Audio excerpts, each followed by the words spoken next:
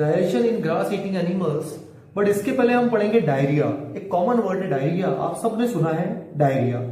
Sometimes you have experience the need to pass watery stool frequently, this condition is known as diarrhoea. आप लोग कई बार stool pass करना रहता है और कई बार वो वाटरी स्टूल होता है, बहुत पतली दस्त होती है, जब बार बार इसको करने की इच्छा होती है, बार बार जाना पड़ता है आपको, इसे हम डायरिया कहते हैं। It may be caused by an infection, food poisoning और इंडाइजेशन, या तो किसी इन्फेक्शन से, बैक्टीरिया वायरस के इन्फेक्शन से, फूड पॉइजनिंग से, खाने में कुछ गलत आ जाने से, और इंडाइजेशन, खाना ठीक से पचा नहीं पाने के कारण ये कंडीशन आती है। It is very common in India, particularly among children, बच्चों में ये आमतौर पे हो जाता है। Under severe conditions it can be fatal, कई बार ये इतनी खतरनाक होती है कि इंसान की जान भी चली जाती है। This is because of the excessive loss of water and salts from the body. ऐसा क्यों होता है? क्योंकि हमारी बॉडी का सॉल्ट और वाटर खत्म हो जाता है, निकल जाता है with this diarrhoea condition. Diarrhoea should not be neglected. Even before a doctor is consulted, the patient should be given plenty of boiled and cooled water with a pinch of salt and sugar dissolved in. अगर doctor को दिखाना तो सबसे अच्छी बात है, लेकिन उसके पास जाने से पहले भी आपको उबालकर ठंडा किया हुआ पानी, उसमें कुछ सॉल्ट और शुगर डिजोल्व करके पीनी चाहिए। This is called oral rehydration salt, ORS। आपने पढ़ा होगा WHO का ORS के पैकेट्स होते हैं, तो उसे उसका फुल फॉर्म है ओरल रिहाइड्रेशन सॉल्ट।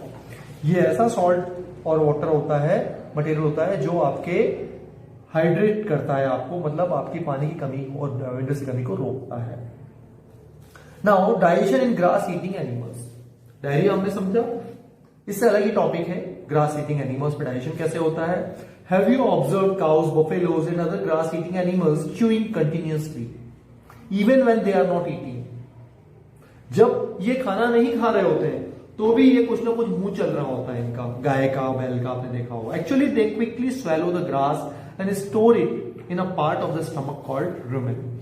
एक्चुअली क्या करते हैं, ये जो ग्रास खाते हैं, इस ग्रास को क्विकली स्वेलो कर देते हैं, तुरंत निगल लेते हैं, पचाते नहीं है।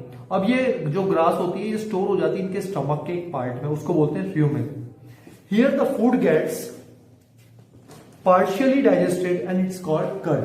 अब क्या होता है, ये फूड जो होता है ग्रास, ये थोड़ा बहुत डाइजेस्ट होता है, पूरा नहीं डाइजेस्ट होता, और इसको हम कहते हैं curd. But later the curd returns to the mouth in small lumps and the animal chews it. लेकिन बाद में क्या होता है, ये जो कर्ड है, ये जो आधा पचा हुआ खाना है, पचाया हुआ, ये वापस आ जाता है इनके मुंह में, इन एनिमल्स के, और इसको फिर ये स्मॉल लम्प्स में आता है, तो एनिमल्स वापस च्यू करते, चबाते हैं। This process is called rumination. और इन एनिमल्स को जिसमें रूमिनेशन होता है उन्हें कहते हैं रूमिनेंट्स। तो अगर आपसे कोई कहे कडिंग एनिमल्स, रूमिनेंट्स या ग्रास ईटिंग एनिमल्स, तीनों का मतलब एक ही है। The grass is rich in cellulose, grass में सेल्यूलोज होता है, ये कार्बोहाइड्रेट का टाइप होता है। In ruminants like cattle, deer etcetera, bacteria present in rumen helps in digestion of cellulose. जो रूमेन होता है, ये रहा रूमेन, इसमें बैक्टीरिया होता है कुछ, जो सेल्यूलोज को, ये सेल्यूलोज जो घास के थ्रू आता है, इसको डाइजेस्ट करने में हेल्प करता है। Many animals including humans can not digest cellulose, लेकिन अदर एनिमल्स जैसे ह्यूमन बीइंग है, वो सेल्यूलोज डाइजेस्ट नहीं कर सकते। क्यों? क्योंकि हमारे स्टमक में वो बैक्टीरिया नहीं पाया जाता जो काउस के पेट में पाया जाता है। Animals like horses, rabbits etcetera have a large sac like structure called caecum between the oesophagus and small intestine. जो रैबिट होते हैं, हॉर्सेस होते हैं, उनके स्टमक के पास में या स्टमक में सीकम होता है, इसोफेगस और स्मॉल इंटेस्टाइन के बीच में, वो सैक लाइक मतलब बैग जैसे स्ट्रक्चर होता है सीकम। ओके, ये देखिए काऊ में भी है सीकम। ओके, ये रुमेन आ गया, इसोफेगस है, स्मॉल इंटेस्टाइन है। अब इनका जो स्टमक है, ये पूरा पार्ट में है, रुमेन में है, सीकम में है। ओके, ये इसमें है। तो सिकम ऐसा बैग लाइक स्ट्रक्चर होता है, इसको sac like structure. Cellulose of the food is digested here by the action of certain bacteria which are not present in human. यहां पर बैक्टीरिया इस पे एक्ट करते हैं। So far you have learned about animals which possess the digestive system, but there are many small organisms which do not have a mouth and digestive system. अभी हमने animals के बारे में पढ़ा, ह्यूमन बीइंग के बारे में पढ़ा, उनके डाइजेस्टिव सिस्टम के बारे में पढ़ा, लेकिन उन एनिमल्स या ऑर्गेनिज्म जिसमें कोई डाइजेस्टिव सिस्टम नहीं होता या माउथ नहीं होता, उनमें डाइजेशन कैसे होता है, then how to they acquire and digest food. In the section below you will learn another interesting way of food intake. अब हम एक नया तरीका सीखेंगे फूड इंटेक का, that is feeding and digestion in amoeba. Amoeba जो unicellular single cell organism होता है, उसमें डाइजेशन कैसे होता है। As we all know, amoeba is a microscopic single-celled organism found in pond water. इतना छोटा होता है, इतना बारीक होता है जिसको हम माइक्रोस्कोप से देख सकते हैं, बाकी नहीं दिखाई देता। Amoeba has a cell membrane. इसकी एक सेल मेम्ब्रेन होती है, ओके, ये सेल मेम्ब्रेन है। राउंडेड डेंस न्यूक्लियस होता है, ये न्यूक्लियस है। And many small bubble like vacuoles, इसमें वैक्यूल्स होते हैं bubble like, okay. In its cytoplasm, ये अंदर जो भी लिक्विड है इसको साइटोप्लाज्म बोलते हैं। Amoeba constantly changes its shape and position. Amoeba की एक पर्टिकुलर शेप नहीं होती, इसकी शेप हमेशा चेंज होती रहती है। It pushes out one or more finger like projections called pseudopodia. ये क्या करते हैं, किसी भी चीज को पकड़ने के लिए, ग्रैस्प करने के लिए अपने बॉडी में से कुछ ऐसी शेप्स बना लेते हैं जिसको आप नकली पैर बोल सकते हैं, नकली फिंगर्स बोल सकते हैं, स्यूडोपोडिया हम कहेंगे इसको, pseudopodia, okay.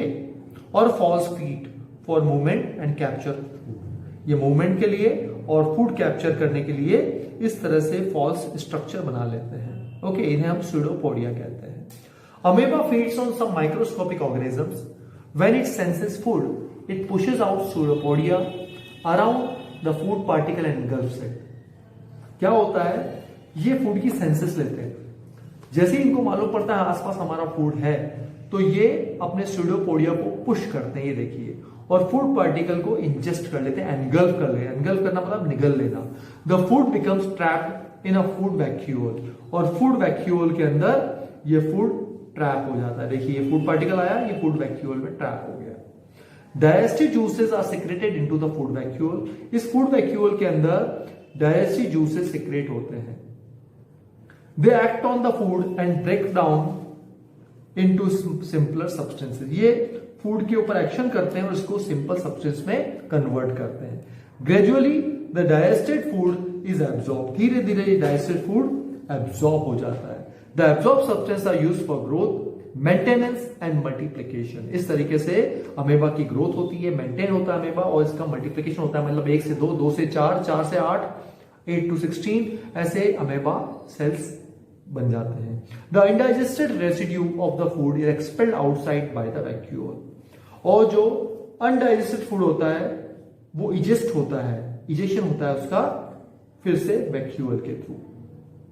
The basic process of digestion of food and release of energy is the same in all animals. सभी एनिमल डाइजेशन क्यों लेते हैं? एनर्जी के एक्सचेंज के लिए, ओके, एनर्जी लेने के लिए। तो सभी एनिमल्स हों चाहे कोई माइक्रो ऑर्गेनिजम्स हों, सभी में डाइजेशन ऑफ फूड और एनर्जी का जो रिलीज होता है ये बेसिकली एक जैसा ही है, तरीके अलग अलग होते हैं। In a later chapter you will learn about the transport of food absorbed by the intestine to the various parts of the body। हम जो नेक्स्ट चैप्टर पढ़ेंगे आगे जाकर उसमें हम पढ़ेंगे कि फूड का ट्रांसपोर्टेशन कैसे होता है, जो इंटेस्टाइन एब्जॉर्ब कर लेती है फूड को, वो अलग अलग जगह कैसे ट्रांसपोर्ट होता है।